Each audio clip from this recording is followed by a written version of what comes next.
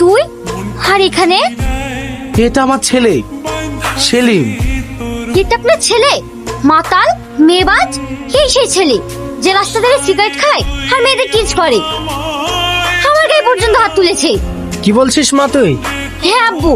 আপনি তো মশাই খুব চালাক। আপনার ছেলে যদি এরকম হয় নিশ্চয় আপনার মেয়েও এরকম হবে। এ বিয়ে ক্যান্সেল। চ মা। না না, আপনারা যাবেন না, আমি আপনাদের সব বুঝিয়ে বলছি। চ। আপনার পায়ে ধরি, এই বিয়েটা ক্যান্সেল করবেন না। আমি খারাপ, কিন্তু আমার বোন তো নয়। প্লিজ আঙ্কেল, এই বিয়েটা ক্যান্সেল করবেন না। ও খুব ভালো মেয়ে। সরো।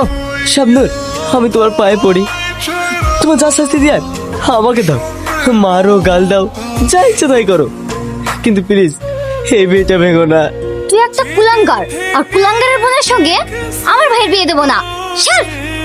আঙ্কেল, তোর জন্য আমার সহজ সরল মেয়েটার গায়ে কালি লেগে গেল। তোকে আর এই বাড়িতে রাখবো না, বেরিয়ে যায় বাড়ি থেকে। আব্বু, তোমার কথাটা একবার শোনো, আমি বোনের বিয়ে ভাঙতে দেবো না। আমি তোর কোনো কথা শুনতে চাই না আমি। আজ থেকে তোর জন্য এই বাড়ির দরজা বন্ধ। তুই কে রে শালা? আমি কে সেটা তোকে জানতে হবে না, ওনাদের ছেড়ে দে। এই ওদের ছাড়, এই শালাকে মার। এই আপনারা ঠিক আছেন তো? হ্যাঁ, তুমি কে আর এত রাতে এই রাস্তায় কি করছিলে? বলতে পারেন এই রাস্তায় আমার ঠিকানা, রাস্তায় বাড়ি। গ্রাম থেকে শহরে এসেছি একটা কাজের খোঁজে, কিন্তু কোনো কাজ পাইনি।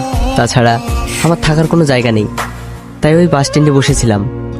ও বুঝেছি, চলো আমাদের সঙ্গে, একটা ছোট ঠিকানা হয়ে যাবে আর একটা ছোট কাজও। হ্যাঁ আব্বু, তুমি ঠিকই বলেছো, চলো। আপনি সত্যি বলছেন? হ্যাঁ সত্যি, তুমি আমাদের এত বড় উপকার করলে। আজকালকার দিনে পর মানুষ হয়ে এরকম উপকার কে বা করে বলো? তাছাড়া তোমার ব্যবহারে আমি অনেক খুশি হয়েছি। চলো।